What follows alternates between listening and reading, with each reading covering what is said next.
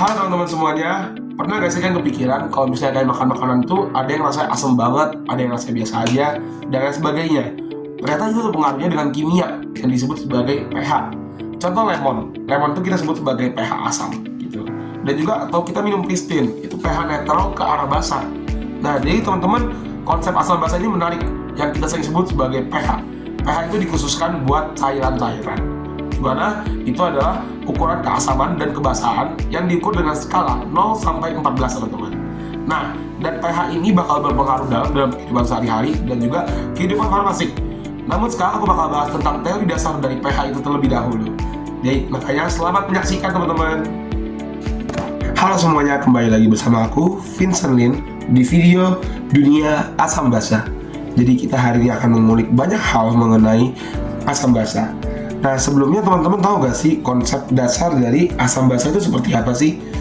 Jadi kalau misalnya zaman dulu itu ya teman-teman, itu ada 3. Yang pertama itu kita mulai dari Arrhenius. Dimana Arrhenius itu adalah konsep paling dasar, dimana dia itu membahas mengenai H+ dan OH-.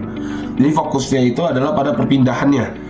Kalau asam dia akan memberikan H+, sedangkan kalau basa itu dia akan memberikan OH-. Dan reaksinya akan seperti ini teman-teman. Jadi fokusnya adalah ke H2O, yaitu air. Nah, setelah adanya konsep dasar ini, dikembangkanlah oleh Bronsted-Lowry menjadi donor proton dan juga menerima si proton. Jadi kalau Bronsted-Lowry itu fokusnya adalah pada proton, perpindahan dari si proton ini. Nah, kalau si Lewis itu dia membahas agar misalnya itu topiknya itu dia bisa lebih luas. Namun kalau ingin membahas lebih detail, itu cocoknya itu pakai Bronsted-Lowry, terutama di bagian asam basa. Karena asam basa itu sangat berhubungan dengan si donor proton dan juga menerima si proton ini. Maka dari itu konsep Bronsted-Lowry akan lebih terpakai di pembahasan kali ini. Selanjutnya kita akan membahas sifat dari asam basa. Nah, jadi asam basa dalam air itu dia itu punya satu sifat khusus yang namanya adalah amfoter. Apa itu amfoter? Amfoter adalah sifat di mana asam basa bisa menjadi donor atau bisa jadi orang yang aseptor. Artinya mereka bisa jadi yang memberi atau yang diberi H+-nya itu guys. Nah, kita ada yang namanya konstanta kesetimbangan air pada suhu 25 derajat. Ini adalah suhu normal, di mana konstanta ini akan kita gunakan selama perhitungan. Rumusnya cukup mudah, yaitu 1 dikali 10 pangkat min 14. Dan hal ini harus diingat ketika kita melakukan perhitungan asam basa. Selanjutnya adalah sifat dari asam basa jika kita membahas mengenai pH. Nah, pH-nya jika di bawah 7 itu artinya adalah asam, di mana ion H+ itu semakin tinggi. Nah, jika pH-nya sama dengan 7, artinya dia adalah netral, tidak asam, tidak basah. Biasanya seperti contohnya air minum. Nah, kalau misalnya pH-nya lebih dari 7, artinya dia basah. Dan artinya apa? Ion H+-nya itu semakin rendah. Nah, ini ada fakta menarik, di mana ternyata asam itu juga terbagi-bagi lagi teman-teman. Lihat tuh. Nah, jadi ada asam yang kuat dan asam yang lemah. Kira-kira teman tahu nggak beda-bedanya apa? Apakah asam kuat itu dia artinya lebih strong atau lain sebagainya? Nah, jadi asam kuat, asam lemah ini itu berhubungan dengan apakah si larutan terdisosiasi dengan sempurna atau tidak. Jika larutan terdisosiasi dengan sempurna, contohnya seperti HCl atau HNO3, maka dia disebut sebagai asam kuat. Namun jika asamnya cuma terdisosiasi sebagian, maka dia akan disebut sebagai asam lemah. Contohnya adalah T3COOH. Nah, jadi rumus gampangnya adalah kalau kuat artinya dia menyatu, kalau lemah artinya mereka itu agak terpecah. Begitu teman-teman cara ingatnya. Nah, ada faktor-faktor pengaruhnya. Coba aku bacain secara singkat aja. Jadi ada kekuatan ikatan. Kayak contoh kan pasti teman-teman pernah dengar ikatan lattice, dimana ikatan yang kuat banget walaupun dia molekulnya agak jauh. Jadi kekuatan ikatan itu mempengaruhi banget. Terus ada juga stabilitasi dari si basa konjugatnya. Karena kan ketika kita membuat si pH ini kan pasti ada basanya ada asam konjugatnya. Nah, Ka itu ada sebuah rumus dimana nih kita sebagai contoh misalnya kita ambil H3O. Nah, itu dikali sama si A per HA. Jadi semakin besar nilai Ka, itu semakin kuat asamnya. Ini rumus yang harus kita ingat. Ini itu kan sebagai rumus dasarnya. Tapi hal yang harus kita ingat adalah seperti ini. Semakin besar si Ka, artinya asamnya semakin kuat. Artinya kebalikannya, semakin kecil si Ka, artinya asamnya semakin lemah. Nah, teman-teman, sekarang kita bakal bahas mengenai si basa. Tadi kita udah bahas tentang asam, jadi sekarang kita bahas tentang basa. Nah, kalau menurut teman-teman, kira-kira asam kuat dan basa kuat, kira-kira konsepnya sama atau beda? Oke, Jadi konsepnya kurang lebih mirip, di mana bahasa kuat itu dia terdisosiasi sempurna, di mana dia akan menerima H+ dengan baik, karena bahasa kuatnya sudah terdisosiasi sempurna. Nah, kalau bahasa lemah, dia itu hanya terdisosiasi secara sebagian. Jadi kurang lebih konsep asam kuat dan juga bahasa kuat dan asam lemah dan bahasa lemah itu mirip. Nah, kalau rumusnya tadi Ka, sekarang sebutannya Kb. Nah, Kb itu rumusnya juga sama tuh. Tadi kan H+, sekarang jadi OH-. Jadi ini cuma penggantian rumus. Nah, faktor pengaruhnya adalah dari ketersediaan pasangan elektron bebas. Ini adalah konsepnya si Lewis yang akan kita bahas nanti. Nah, jika Ka semakin besar, tadi aku bilang kan, artinya apa? Kb-nya akan semakin kecil. Kenapa? Karena artinya si asam lebih dominan daripada si basa. Kalau misalnya contoh si Kb yang lebih besar dan Ka yang lebih kecil, artinya si basa lebih dominan dan artinya jadinya si pH-nya basa. Jadi itu cuma kebalikan doang, teman-teman. Kita lanjut, kita akan bahas mengenai struktur molekul dan juga kekuatan dari asam. Nah, jadi ada definisinya dikit teman-teman nih. Kalau bagi teman-teman yang belum tahu, kekuatan asam itu adalah kecenderungan senyawa asam dalam memberikan proton. Proton itu seperti yang tadi kita bahas, yaitu si H+. Ke siapa? Ke pelarut.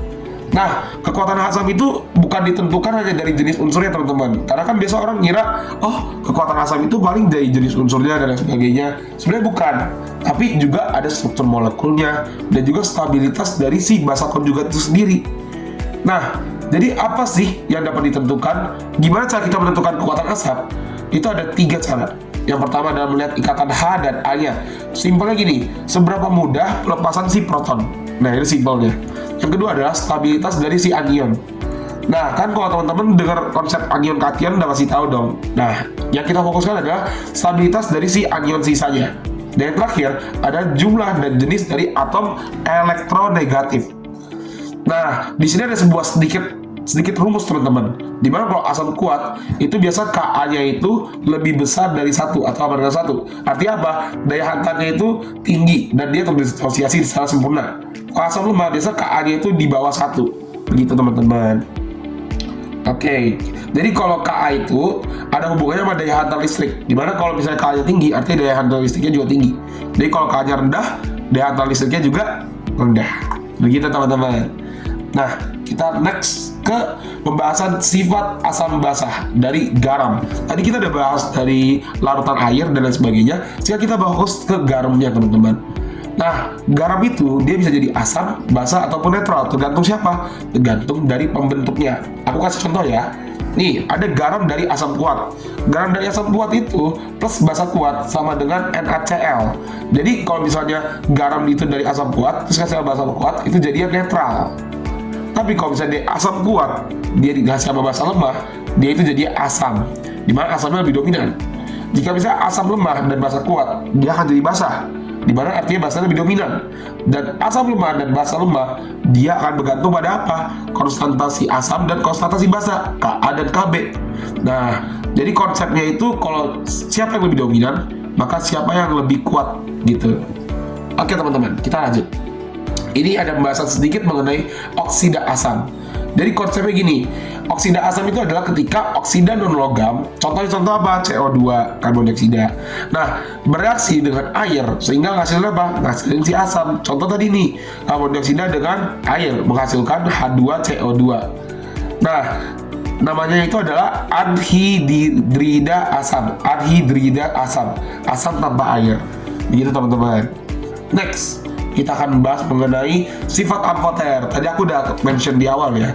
Jadi kalau yang ini adalah oksida logam, dimana tadi kan oksidanya itu adalah oksida asam. Sekarang kita akan bahas mengenai oksida basa dan juga sifat amfoter. Oksida basa itu adalah oksida logam yang bereaksi dengan air dan menghasilkan larutan basa. Kalau tadi bedanya adalah, teman-teman ini nggak bedanya apa? 1, 2, 3. Oke, jadi bedanya adalah oksida basa itu dia menggunakan yang logam. Kalau misalnya oksida asam, dia itu fokusnya kan non logam. Itu perbedaannya teman-teman. Nah lanjut. Kalau misalnya oksida basa, dia akan menghasilkan larutan basa. Artinya apa? Meningkatkan pH. Karena semakin tinggi pH, semakin basa sebuah larutan. Jadi artinya pH-nya meningkat. Nah, sifat amfoter tadi aku bahas tuh, dimana zatnya bisa bertindak sebagai asam dan basa. Begitu. Oke teman-teman, kita lanjut ke asam poliprotik. Nah, asam poliprotik ini apa sih teman-teman? Jadi kan pernah dengar gak sih kayak istilah mono, di dan lain sebagainya. Nah, kalau monoprotik, dia itu hanya bisa berikatan dengan satu proton. Yang kita bahas di sini adalah asam poliprotik. Ini sebenarnya mirip sama, cara gampang ingatnya adalah poligami sih, aku gampang ingatnya gitu. Karena kalau poli kan biasanya kita cenderung ke arah banyak. Jadi kalau di sini juga sama, poliprotik artinya banyak, memiliki lebih dari satu proton. Lebih dari satu artinya banyak, dan bisa 2 atau lebih. Jadi nggak bergantung pada jumlah tertentu, kayak harus 2, harus 3 gitu. Nah, ada konsep yang sangat menarik. Tadi kita bahas tentang konstanta asam kan. Jadi konstanta asam itu, dia itu ada tahap-tahapnya, dan semakin diulang-ulang, maka nilainya akan semakin rendah. Contoh ini, aku punya satu kasus di mana C6H7O7 direaksikan, ini reaksi bolak-balik ya teman-teman, dengan H plus C6H7O7- dan hasilnya Ka-nya masih cukup besar. Nah, karena hanya mulai menghilang di K2, kan hanya terproduksi dong dari awalnya produknya hanya itu ada 7, sekarang produknya sisa 6, ntar yang ketiga produknya sisa 5. Maka dari itu otomatis konstanta asamnya itu semakin rendah karena hanya makin berkurang. Makanya dari itu konsepnya adalah ketika semakin sering kita mereaksikan si Ka ini, maka dia akan semakin rendah gitu. Oke, sekarang kita bahas mengenai penentuan pH larutan asam dan juga basa. Tadi kita udah bahas singkat ya, cuman ini lebih teknis kalau aku bilang. Jadi ada rumus-rumus yang harus kita ketahui ketika kita ingin belajar mengenai pH. Yang pertama itu adalah si rumus penentuan pH larutan asam basa. Nah, jadi kalau asam kuat itu rumusnya adalah min log asam. Kalau basa kuat sama, dia min log basa. Dan mereka juga ada sebutannya masing-masing. Kalau misalnya asam disebut sebagai pH, kalau basa disebut sebagai pOH. Nah, aku punya kuis singkat. Kenapa teman-teman tahu gak kenapa disebut sebagai pH dan pOH? 1, 2, 3. Nah, karena tadi teman-teman aku ada mention di awal, kalau asam itu dia OH. Kalau basa, asam itu H, basa itu OH. Makanya disebut sebagai pH dan pOH. Begitu teman-teman. Nah, lanjut. Kalau misalnya khusus yang basah, dia itu ada rumusnya, yaitu untuk menjadi pH, kan tadi masih pOH. Nah, yang kita cari itu kan pH, bukan pOH. Berarti adalah kurangi 14 dengan pOH. Gitu doang rumusnya teman-teman. 14 dikurang pOH. Nah, begitu. Nah, sekarang kita bahas ke asam lemah. Dimana kalau asam lemah, kita itu gunakan rumus pendekatan koordinat dari Ka. Nah, ini rumusnya teman-teman bisa setting itu banyak banget. Dan basa lemah itu juga sama, dia pakai Kb. Jadi ini rumusnya itu tinggal ditambahkan doang teman-teman. Nah, sekarang kita akan bahas sedikit mengenai kesetimbangan larutan. Wih, kesetimbangan larutan ada homogen dan heterogen. Kira-kira bedanya apa ya? Nah, namanya homogen itu kan biasa cenderung ke kata yang bersatu. Artinya apa? Semua spesies ada dalam fase sama. Contohnya apa? Kalau misalnya di fase itu kan kita ada 3 yang kita pelajari. Ada padat, ada gas, dan juga ada cair. Nah, semuanya ada di satu fase. Contoh mereka di fase cair atau fase padat doang. Mungkin ada fase kristal, cuma buat sekarang kita fokus ke 3 hal aja. Nah, kalau yang heterogen, dia itu melibatkan lebih dari satu fase. Ini khusus kesetimbangan larutan ya teman-teman. Kalau yang konsep lain, itu bisa beda. Bisa aja homogen itu artinya tercampur dan heterogen itu tidak campur. Jadi kalau di konsep ini, kita dibahas ke satu fase atau lebih dari satu fase. Kalau satu fase disebut sebagai homogen, kalau lebih dari satu fase disebut sebagai heterogen. Oke, next teman-teman, kita akan bahas mengenai larutan buffer. Wah, namanya menarik banget kayak Buffett ya teman-teman. Tapi bukan Buffett. Larutan buffer itu punya konsep yang menurut aku penting banget dalam dunia farmasi. Kenapa tuh? Karena larutan buffer bakal ngebantu kita buat mempertahankan pH walaupun ditambahkan sedikit asam atau basa. Karena teman-teman tahu nih, ketika misalnya pH-nya berlebihan atau pH-nya terkurangan, bisa aja terjadi degradasi. Apalagi kita sebagai farmasi sering membuat obat-obatan. Makanya kadang itu ketika ada sebuah obat yang tidak stabil, kita tambahkan yang namanya larutan buffer teman-teman. Nah, larutan buffer itu harus ada syaratnya, harus ada include apa aja gitu teman-teman. Nah, jadi pertama, dia itu harus include yang namanya asam lemah dan juga basa konjugatnya. Atau pilih basa lemah dan asam konjugatnya. Jadi ada satu yang lemah, ada satu sebagai konjugat. Begitu teman-teman. Ini ada contohnya nih, CH3COH ditambahkan dengan CH3COONA. Nah, itu adalah asam lemah dan basa konjugat. Sedangkan kalau basa lemah dan asam konjugat, contohnya adalah NH3 ditambah dengan NH4Cl. Begitu teman-teman. Next, kita akan bahas mengenai persamaan Henderson-Hasselbalch. Ini adalah persamaan yang menurut aku terkenal banget karena ini ngebantu kita banget dalam menghitung pH dari larutan buffer. Tadi kan kita pakai larutan buffer nih, terus pasti orang-orang bingung dong, gimana sih cara ngitungnya? Kan udah tambah larutan buffer, artinya tambah pusing dong, kayak udah ada faktor baru. Istilahnya kalau dalam hitungan matematis itu kan faktornya jadi tambah banyak dong. Nah, makanya ada rumus ini untuk menghitung pH larutan buffer. Rumusnya simple banget, yaitu jika kita mencari pH, artinya yang asam, itu gunakan pKa ditambah log dalam kurung basah per si asam itu. Kalau untuk larutan basah, itu menggunakan pKb tambah log asam per basah. Jadi cuma dibalik dong nih, kalau bisa carinya asam, basahnya di atas. Kalau carinya basah, asamnya itu di atas. Gitu ingat teman-teman. Nah teman-teman, kita sekarang bakal bahas ke konsep titrasi. Pastinya anak-anak farmasi yang udah semester 1 akhir udah tahu banget tentang titrasi. Apalagi barusan kita praktek tentang titrasi. Nah, di mana titrasi itu dia punya konsep yang menarik. Di mana yang ditambahkan ini disebut sebagai titran. Artinya apa? Dia itu udah diketahui konsentrasinya dan juga diketahui V-nya. Nah, kalau asam kuat dia diketahui volumenya, tapi konsentrasinya nggak diketahui. Jadi tujuan dari kita adalah mencari titik ekuivalen. Nah, contohnya adalah penambahan basa kuat ke asam kuat. Arti yang kita cari adalah si asamnya. Nah, basa kuat itu ditambahkan, artinya apa? pH larutan bakal naik ke arah basa dong. Karena kan basa kuat yang ditambahkan. Jadi larutan yang awal kita cek itu asam, dia akan menjadi basah ketika titik ekuivalen itu terjadi, yaitu titik perubahan terbesar yang terjadi ketika dua larutan ini direaksikan. Karena ini ada hubungannya sama larutan dapar lagi teman-teman. Jadi kan asam kuat itu kan dia punya dapar apa ya istilahnya ya, yang alami saya sendiri. Yang ketika tambahkan berlebihan, maka dia bakal naik juga. Cuman penambahannya itu yang kita ukur teman-teman. Makanya kita gunakan konsep titrasi. Karena titrasi itu bisa mengeluarkan cairan secara perlahan. Selanjutnya, ada juga contoh basa kuat dengan asam kuat. Tadi kan basanya yang ditambahkan, sekarang asamnya yang ditambahkan. Makanya kalau kalian lihat di grafiknya, itu turun dari yang basah jadi asam. Yang ketiga, itu konsepnya adalah basa kuat dengan asam lemah. Asam lemah yang ditambahkan. Makanya kalau teman-teman lihat, dia itu penurunannya itu lebih rendah. Tadi kan contohnya asam kuat itu penurunannya itu pH-nya bisa sampai 2 atau 1. Sedangkan kalau misalnya asam lemah, penurunannya pH-nya mungkin sampai 5 atau 4. Jadi karena asam lemah itu kan artinya tidak terdisosiasi dengan sempurna. Maka dari itu penurunannya itu akan lebih kecil karena asamnya itu cenderung lebih lemah. Begitu teman-teman. Dan juga pastinya butuh volume yang lebih banyak. Nah, kalau basa kuat dengan asam lemah, konsepnya juga sama teman-teman. Asam lemah yang tambahkan jika basa kuatnya itu, jadi asam lemahnya itu turun perlahan. Kalau basah, berarti kan gini, dari asam, basahnya naiknya dikit, nggak sampai full ke 14, karena kan dia basa lemah. Begitu. Nah, sekarang kita next ke bahas konsep titrasi asam basa. Tadi kan lebih ke teknisnya. Nah, titrasi itu adalah konsep yang dilakukan untuk menentukan konsentrasi asam basa yang aku sebut sebagai titrat dengan mereaksikannya dengan titran gitu. Yang tadi aku jelasin teman-teman. Nah, dan juga ada metode seperti menggunakan indikator. Jadi kalau teman-teman tahu, kita itu ada namanya indikator khusus asam dan basa.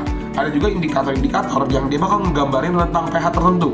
Contohnya aku contohin misalnya yang aku tahu adalah bromotimol biru, di mana pH-nya itu rentangnya adalah di antara 6 sampai 7,6. Perubahannya adalah biru kuning. Artinya apa? Jika misalnya pH-nya udah mencapai 7,6, dia bakal mulai berubah warnanya.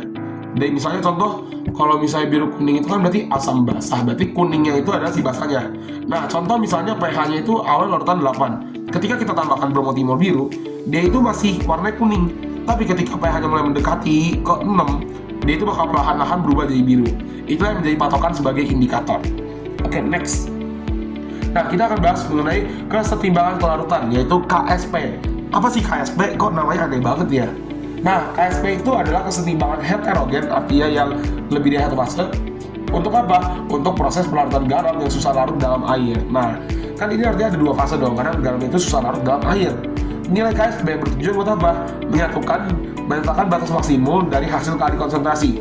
Agak pusing ya, aku bakal contoh. Kalau KSP yang kecil, artinya apa? Garamnya susah larut.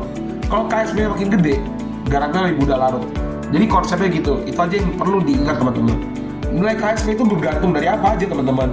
Yang paling utama adalah suhu. suhu itu akan menghasilkan proses endoterm. Dia tergantung suhunya tinggi atau rendah, teman-teman. Itu ada pengaruhnya juga. Semakin tinggi suhu, maka artinya adalah semakin mudah. Nah, ukuran ion juga berpengaruh. Makin kecil si ion ini, maka makin kecil juga KSP-nya. Muatan ion, makin tinggi muatan ion, makin kecil KSP-nya. Jadi ini ada konsep yang kita bilang kebalik. Contoh misalnya ukuran ion, dia itu kalau makin kecil, KSP kecil. Kalau muatan ion, makin besar, KSP kecil. Makin kecil, KSP besar. Jadi balik-balik aja teman-teman. Oke. Next, kita bahas ke faktor yang mempengaruhi si kelarutan. Kalau misalnya kita bahas pH, udah pasti bahas tentang kelarutan dong. Nah, kelarutan itu ada faktor-faktornya. Yang pertama adalah penambahan ion yang sama. Itu bakal ngurangin namanya kelarutannya sendiri. Yang kedua adalah penambahan pH, di mana dia akan ngurangin, bukan penambahan pH, sorry teman-teman. Lebih tepatnya adalah si pH itu sendiri, di mana dia akan mempengaruhi kelarutan garam dengan si anion basah. Jadi contohnya adalah sebuah larutan CaCO3, dia bakal lebih larut di asam dibanding di basah karena kecenderungan pH ini. Terakhir adalah pembentukan kompleks, di mana dia akan meningkatkan kelarutan. Nah, makanya tadi ada konsep Lewis mengenai pembentukan kompleks. Lanjut teman-teman, ini ada contoh pengendapan senyawa ionik. Jadi kalau konsepnya itu adalah pengendapan terjadi jika hasil kali ion Q itu lebih besar dari si KSP. KSP yang tadi teman-teman aku bahas keseimbangan.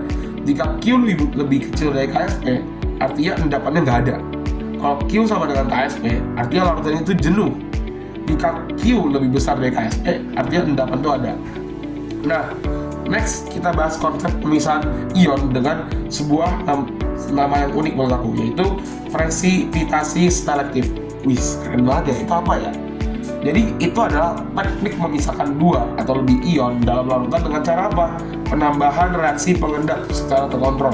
Jadi apa maksudnya? Jadi hanya ada satu jenis ion yang mengendap dalam satu waktu.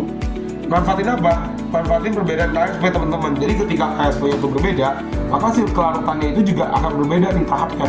Jadi ada yang larut duluan, ada yang belum larut. Nah, itu yang dimanfaatkan untuk konsep ini.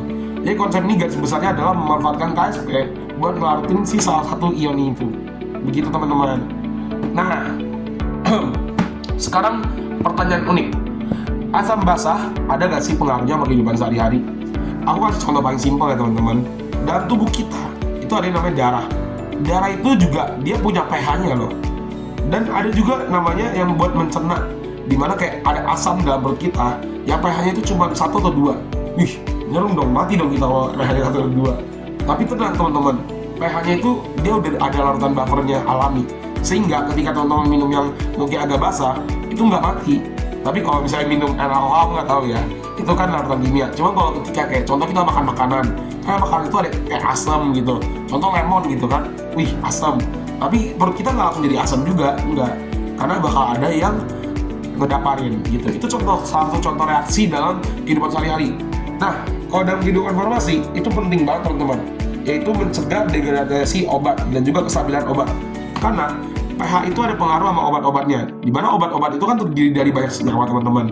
Jika misalkan pH-nya tidak stabil dan pH tidak sesuai, maka obat itu bisa terdegradasi. Artinya obatnya itu bisa aja jadi sedikit, atau obatnya menguap, atau perubahan fase yang terjadi. Makanya obat jadi tidak stabil.